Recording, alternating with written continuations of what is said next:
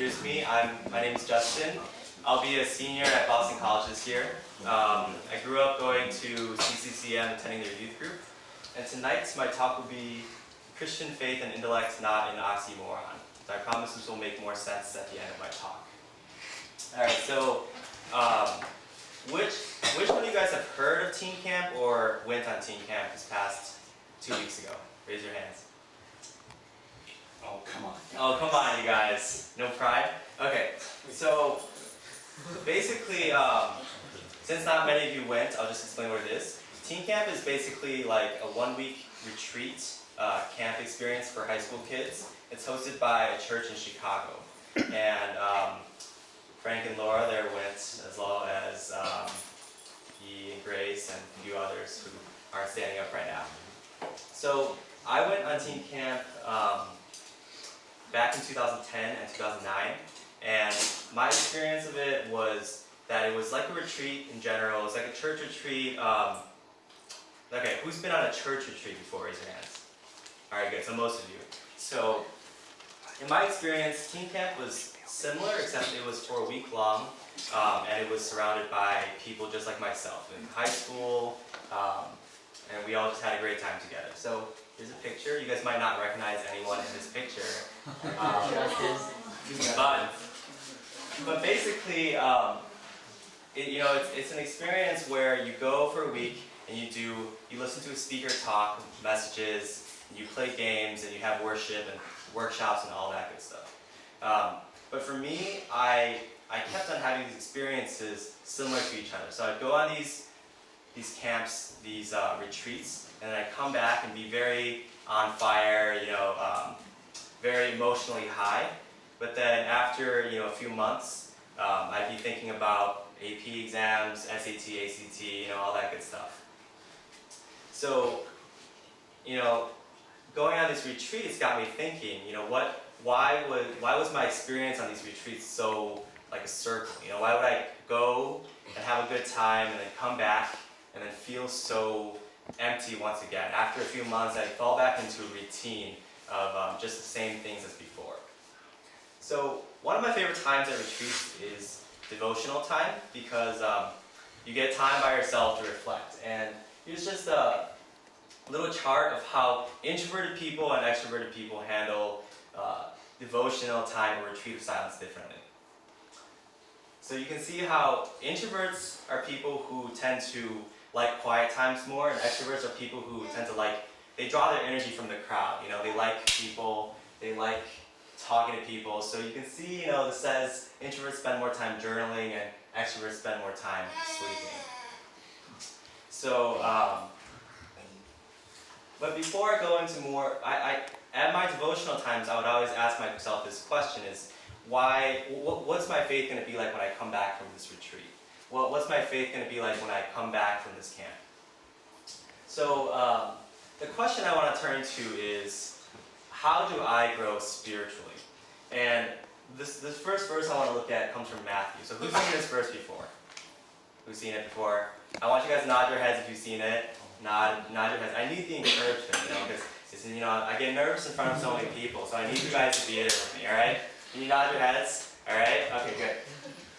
So, become kingdom seekers. Seek first His kingdom and His righteousness, and all these things will be given to you as well. The question I think here to ask is, what exactly is His kingdom? So, for just a minute, I want you guys to just turn to maybe your neighbors, 2 people next to you, and parents can do this too, and just share what you think His kingdom is, or what you think this verse means. So turn to your neighbor, and you guys can just pair up and talk about it. Totally. Heaven? I think it's heaven. And also so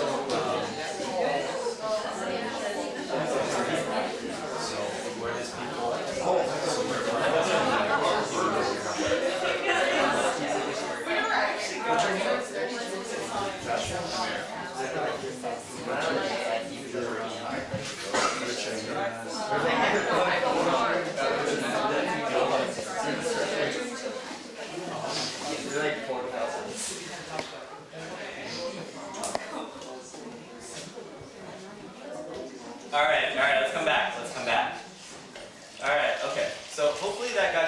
thinking just a little bit about what this concept of kingdom means, but to me, when I first see this verse, I'm kind of unsure exactly what Jesus is talking about. So before we move on, I want to take you guys to look at another diagram. So who likes playing sports? Come on. Nod your head. Remember, I need the encouragement. Alan, you better like playing sports. Alright, so who's played or played basketball before? Yes? Alright, good. So this is a diagram called the development of basketball players. And he's this coach UCLA back in the day. So what he says at the top here is that competitive greatness is the goal of being a good basketball player. It's what you should be striving for. Right? So does that make sense? Yes? I don't see heads. Yes, there we go. Alright, so what's on the bottom here is what this coach says are essential to becoming a basketball player of competitive greatness, of being a good basketball player. He says self-control, industriousness, cooperation. You gotta be a team player. You gotta have self-control. You gotta dribble well. You gotta be a diligent worker to be part of the team. Does that make sense? Yes? No? Yes, good. Alright.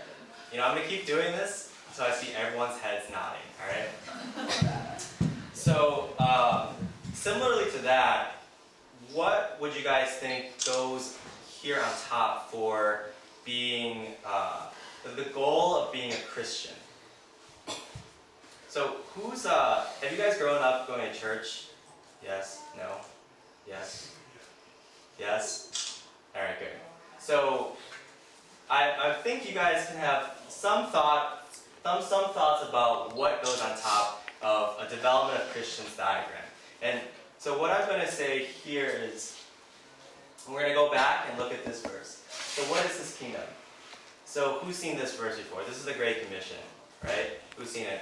Yes? Have you seen it? No? Alright. So this says, Jesus came to them and said, "Therefore go and make disciples of all nations, baptizing them in the name of the Father, the Son, and the Holy Spirit, teaching them to obey everything I've commanded you."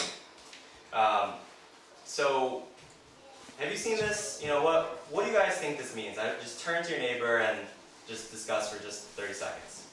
What are your first thoughts when you think about this verse? And be honest, if you don't know what it means or if you don't think about anything, just share with your neighbor.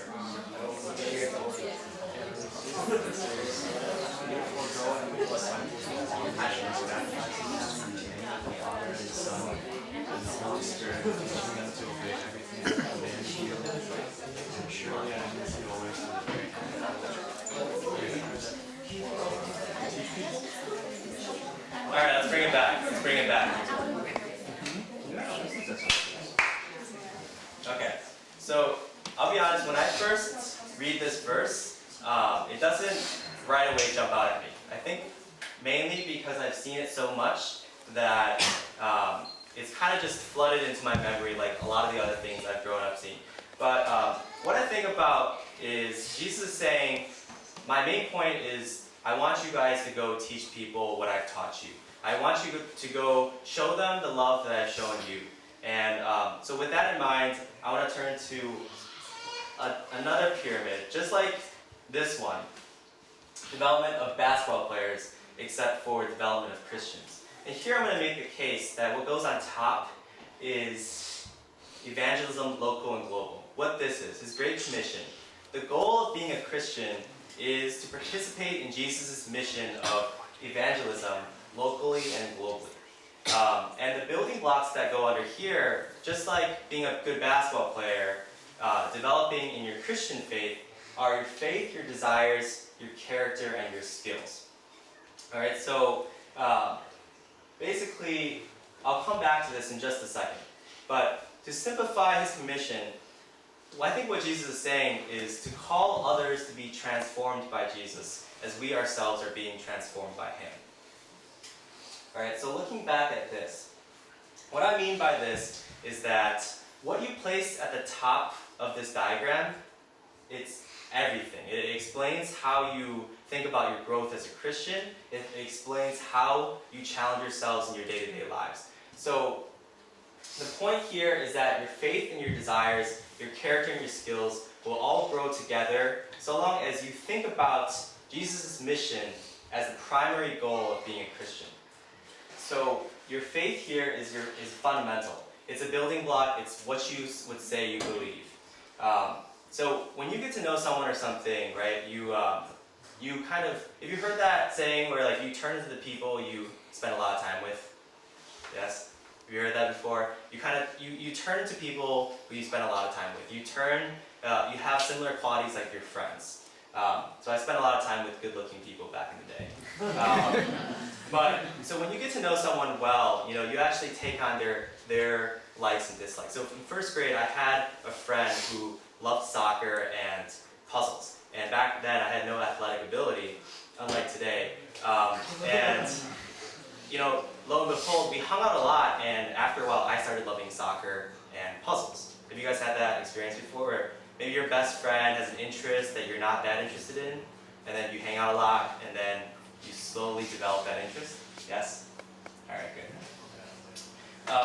So what the point here is that what you commit yourself to, what you're interested in, what you spend a lot of time doing and thinking about, that's going to change your desires, what you think about and what you want. So have you guys seen the movie Super Size Me? Yes? No? Alright, it's basically this movie about McDonald's, and this guy says, he's healthy, he works out a lot, and he goes on a 30-day McDonald's binge. He eats McDonald's every day for a month, and then he records how his body changes. And what he actually says at the end of that movie is that I could really go for a Big Mac right now, which I could right now, but what his point is that your choices begin to shape your desires. In the beginning, he's only eating healthy food, and after eating McDonald's for about 30 days, he begins to actually crave McDonald's. And the point here is that what you commit yourself to, once again, it begins to change what you desire and what you want.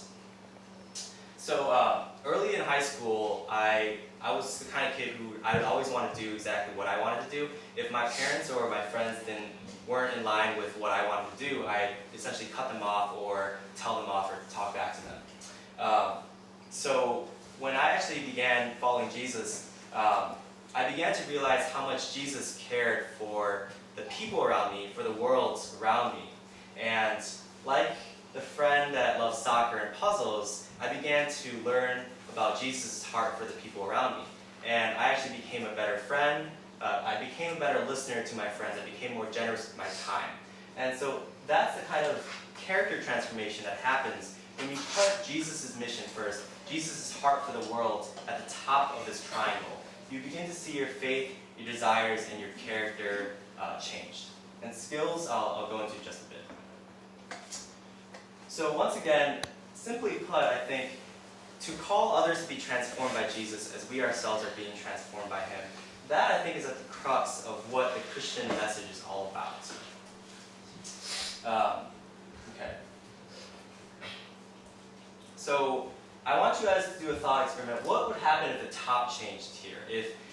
How much faith, desires, character, and skills would you actually need to have just nice, cozy, comfortable Christian community? Would you guys need a lot more or a lot less? Not if you think a lot more. What about a lot less? What if you're not sure? Yes?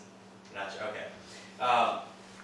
So I would think, if you think about it like a measuring cup, and you put faith, desires, characters, and skills in that cup, and you put nice, cozy, comfortable Christian community in it, I would actually say that the triangle would shrink a lot, meaning you don't actually need very much faith or character transformation to go for Christian community, cozy Christian community. And what this looks like is essentially if the Christian faith is only about going to church on Sundays and going to Bible study and then hanging out with your church friends, then these things, your faith, your desires, your character, and your skills will actually shrink. Because you don't actually need very much faith or transformation in your character to go for community. Does that make sense? Let me know if it doesn't. Another example is if you're operating like this, if you're thinking about Jesus' mission at the top, and if that word evangelism scares you, just think about it as this up top, kind of loving the people around you and inviting them to know Jesus. If you're thinking about that as the goal of being a Christian, then you're going to need more of these things: faith, desires, character, and skills. Because you'll find yourself, the more you strive to love the people around you as Jesus does, the more you're going to need to actually be transformed in your own heart and your own desires and your own skills to be able to listen to your friends and answer tough questions like that. So this is just God's heart is for the world, and He calls us to care about the world as He does. So the more we actually strive to be more like God in His caring about the world, the more faith, desires, character, and skills we will actually need. Does that make sense? Okay, good. So for now, I want to break, and if you guys can form groups of, let's see, how about 4 people? All right, you guys can get up and move. Come on, stand up.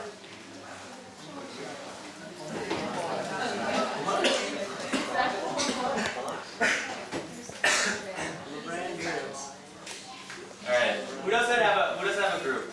Is there not? You guys can join a group if you don't have a group.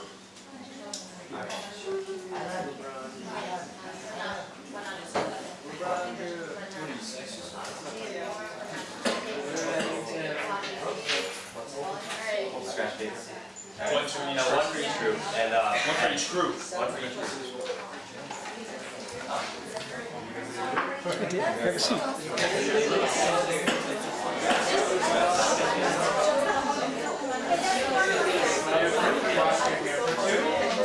Alright, you guys, listen up. Alright, you guys will need a surface to write on, so if you guys want to position yourself on the ground or something like that. Yeah, we're doing that. Okay.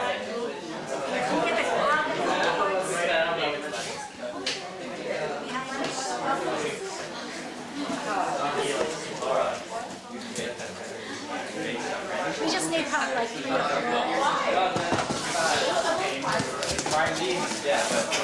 Okay, there.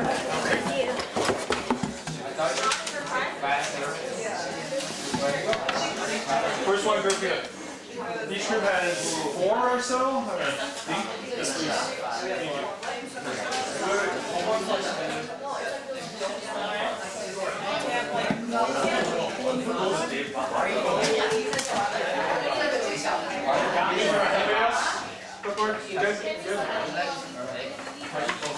Okay, that works. Okay.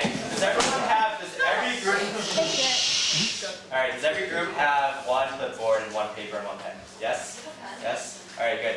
Now, designate one person to be a writer. One scribe.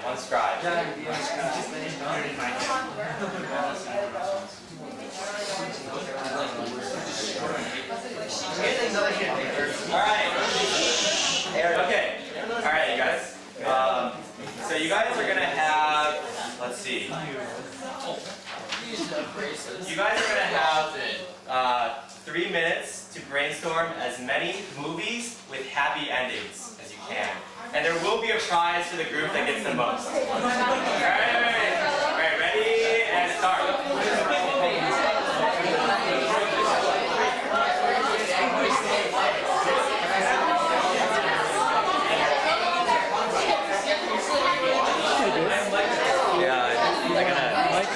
That's okay. I'll up the energy level for this part.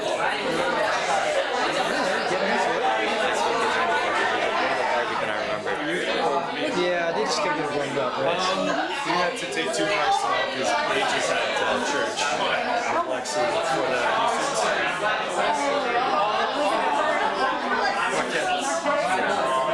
I think next Friday is for you.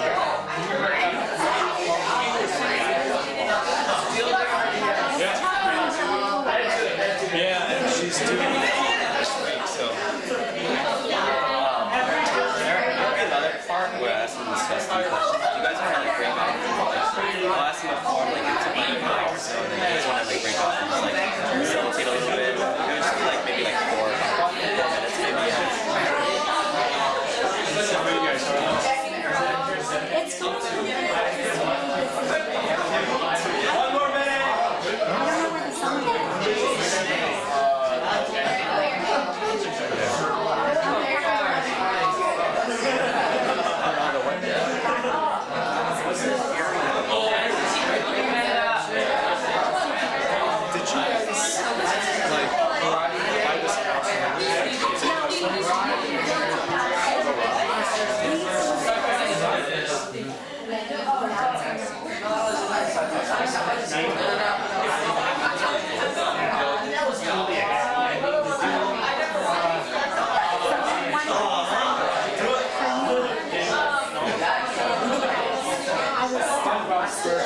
Was hard.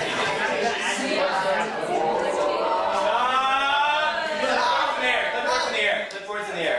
Clipboards in the air. Or the paper. Alright,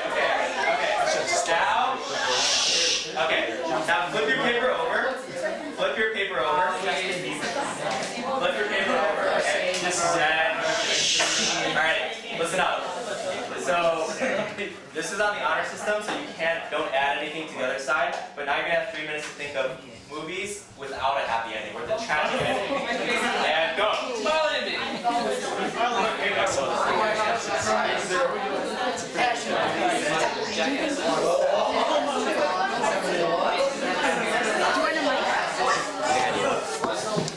I don't think you need to. I think I'm just wondering if you, I don't know how tired your voice will get.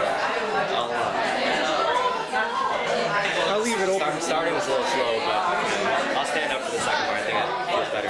And man, I'll just turn it on in case you want it. You can pick it up and read it.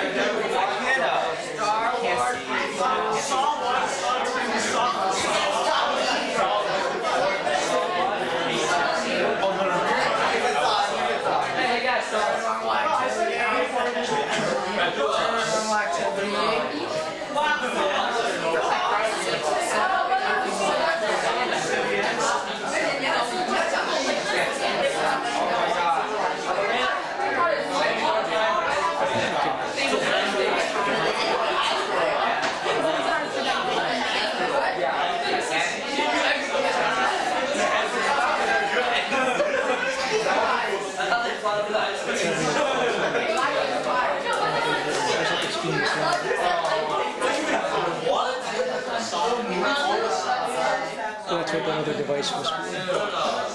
If I had my gear here.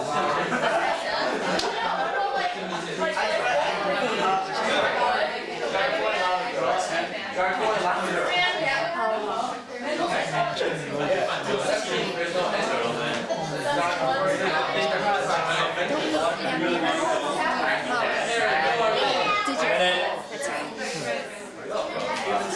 right. 30 seconds.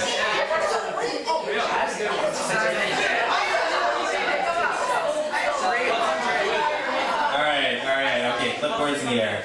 Alright, okay. You guys can put those aside. We'll rate them at the end. We'll do actually we'll do them right now, okay. Who has good handwriting? Which group has, do you have good handwriting? I don't believe it. Do you have good handwriting? The front side. Okay. Okay. Category style. You guys, have you played that game before? No more writing. I'll disqualify you the whole night. Okay. This mic is a lot better. Thank you. So yeah, I'm gonna read off these, and if you guys have it, cross it off your list. Honor system. All right. All right. Honestly, the prize is good, but it's not worth cheating for. So don't cheat. We're at a youth group here, okay? We don't want that on your integrity. Okay. Happy ending stories, okay? Happy ending. Cinderella. Snow White. I wonder why you're listening. Up. Quiet. Shh. Up. Tangled. I Am Legend. Does that end happy? Yeah. Remember the Titans. Everyone's dead. Mighty Ducks. Blind Side. Shh. The Blind Side. Happy Feet. Harry Potter. All of them. Oh, the 7th Harry Potter. Mean Girls. Mean Girls, you have it twice. Mean Girls 1 and 2. All the High School Musicals. High School Musical 1, 2, and 3. I know you guys have that. Alright, 21. Iron Man 1, 2, and 3. To Save a Life. Pay It Forward. Rapunzel. Lion King, Toy Story 1, and Toy Story 2. And 3 and 4.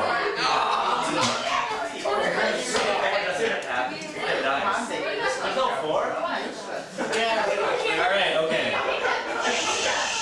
Alright. What? What is this? Okay, on the no happy ending stories, okay? This is gonna go quick because they only have like 4 movies. 4 series. Okay, Human Centipede 1 and 2. Inception, Insidious. Just cross off if you have it. Paranormal Activity 1 through 4. Scary Movie 1 through 7. Saw 1 through 8. And Prom Night. And Titanic. Alright, that's up. Pull up your points for combine them. We'll look at them later. Count all the ones you don't have crossed.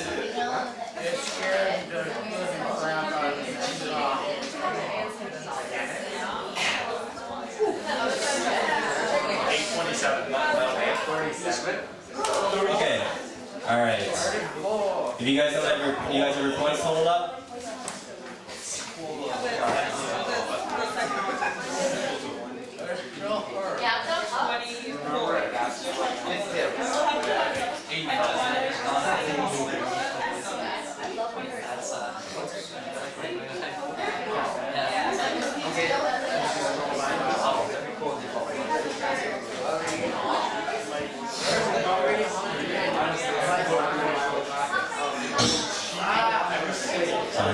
Okay, come back. Okay. So, can you guys put your papers away now? And then go over. We're good. Don't smash it. Okay, so the reason why we want to do that exercise is we're going to look at stories in just a second. But the reason why I want to do this is to, if we're going to think about Christianity as striving to look at Jesus as a friend, and just like my friend loving soccer and puzzles more, or like my other friends who are good looking and becoming more like them, then we have to think about what does Jesus actually care for? And the easy answer is Jesus cares for the world we live in. For us to care about the world we live in, we have to care about the people who live in it. And to care and understand about the people who live in that world, we need to understand it. And so we're going to look at movies as an illustration for understanding the stories that we live in our world.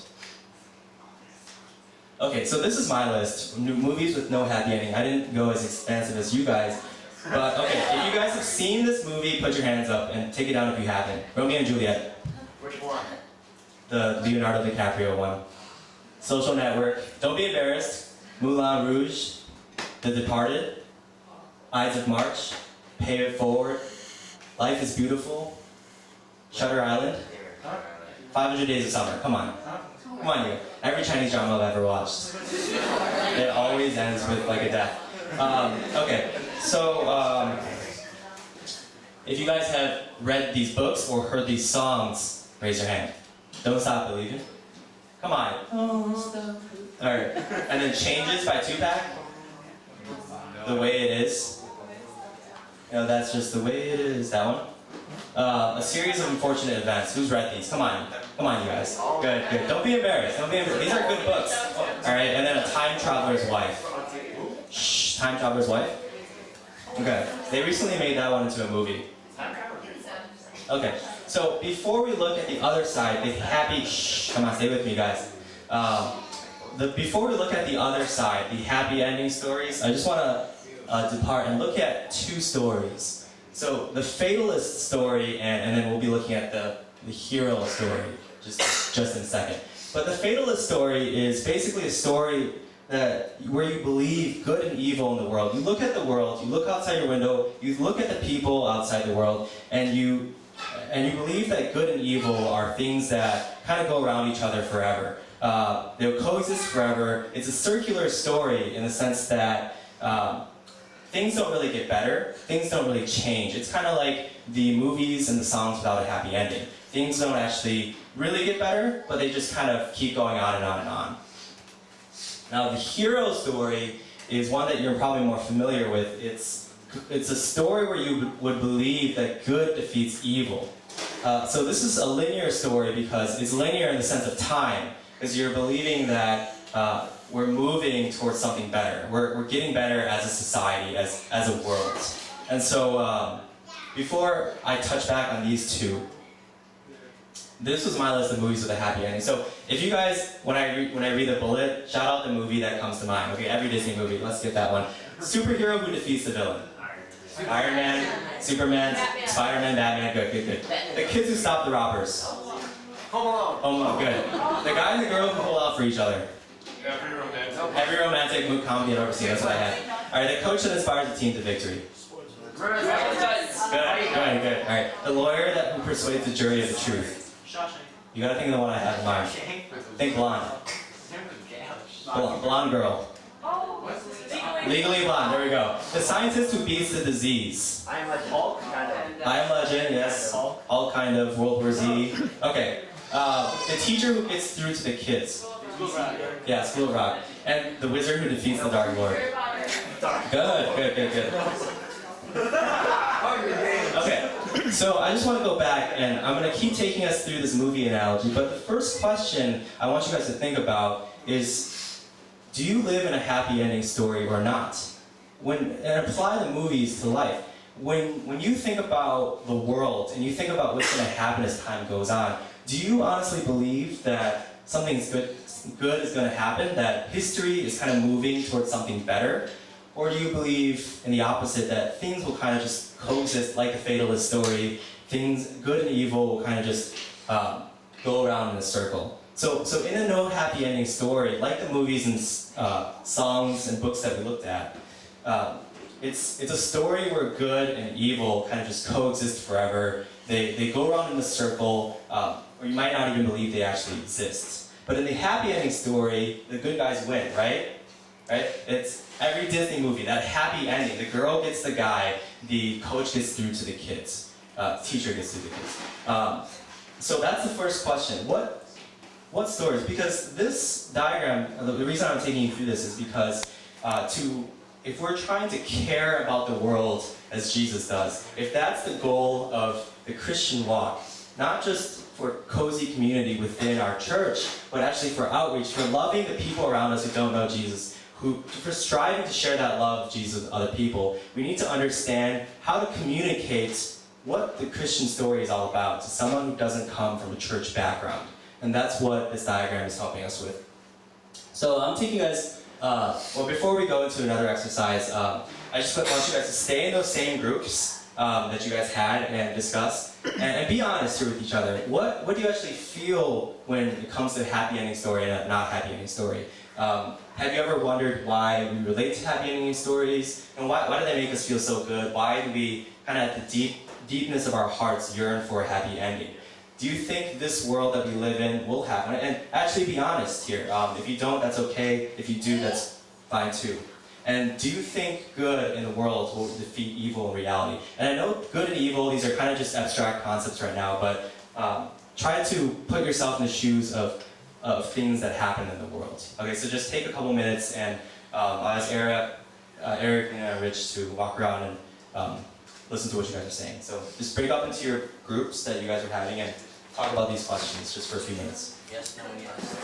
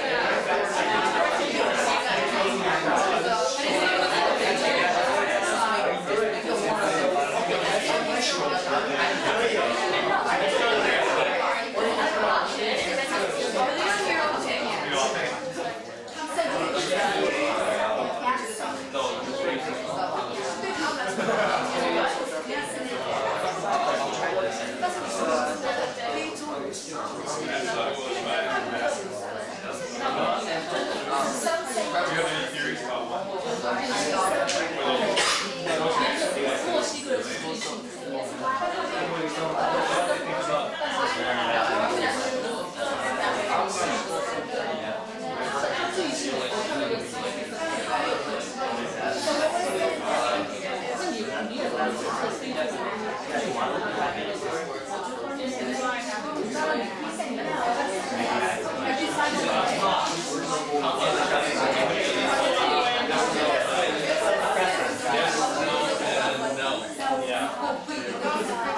what's your theory on what would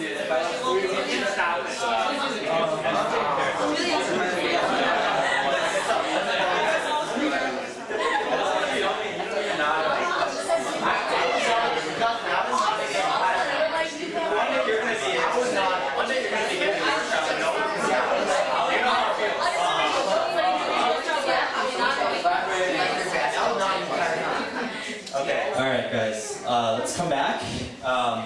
Okay, so hopefully you guys got some answers, and as cycling around I was hearing a lot of depressing answers, which you guys may or may not share. But we'll come back to this in just a second. So the question is here, a lot of responses I was getting was, yes, the happy ending is hopeful, and the not happy ending story, those movies, thinking about that kind of ending does make you feel defeated, but there's no use in hoping for the happy ending because life isn't like a Disney movie, right? Life isn't like a happy ending fantasy.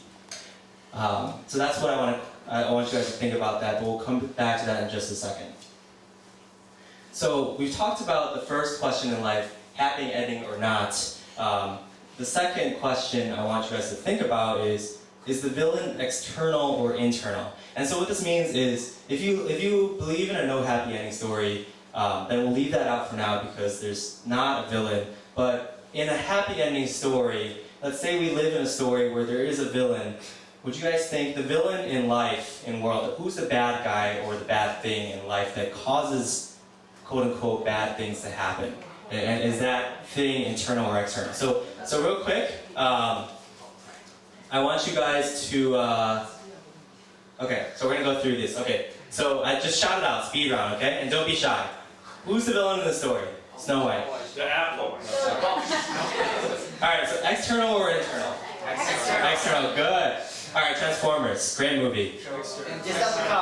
Alright, external or internal? You sure? You sure?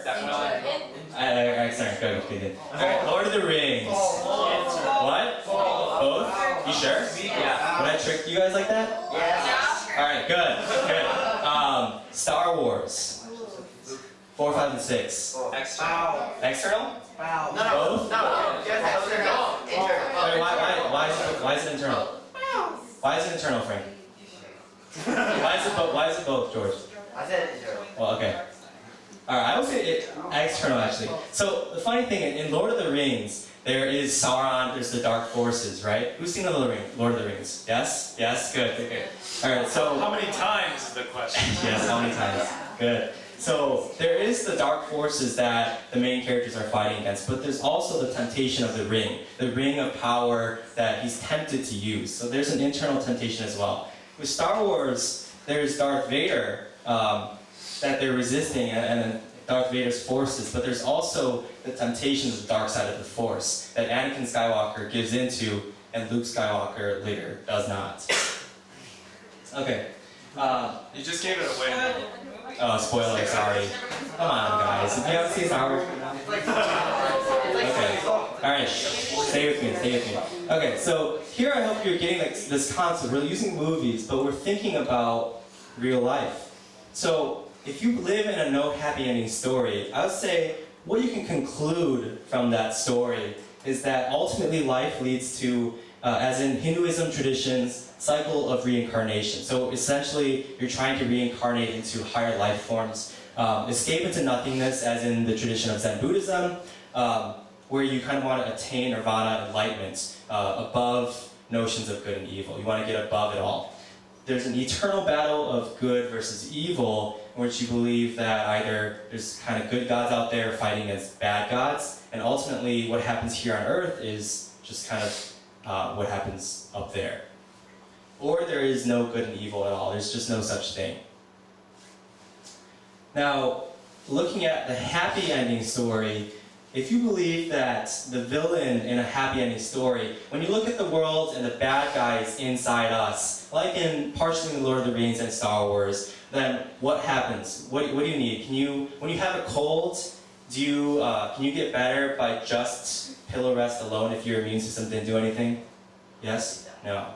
Right? It's the cure for a disease inside has to actually come from inside. So the cure for a fallen human nature, just a sinful humanity, has to come from a new human nature. Now, if you believe the villain for what happens in the bad guy in the world is outside of us, then what you can do, the solutions would be something like theocracy, social progress, individualism, meaning rule by the state. So, just have the religious people be the rulers of the state, or social progress, the idea that over time we'll just keep getting better, or individualism, just let to each his own, and we'll eventually get better and solve our own problems. And so these are some of the traditions that take these beliefs. You can see from a no happy ending, it's the fatalist story, the story that good and evil don't actually exist in atheism or in Zoroastrianism, where there's a good god and bad gods fighting against each other up there, and the result of their wars is what happens down here. Or Hinduism and Buddhism as well. The happy ending stories, external and internal, only Jesus offers an internal fix to, he says the problem is diagnosed internally, in us, in human nature. Okay, so before we look at that, the reason why I took you guys through this, once again, is that if you think back to that triangle, the pyramid, in the very beginning,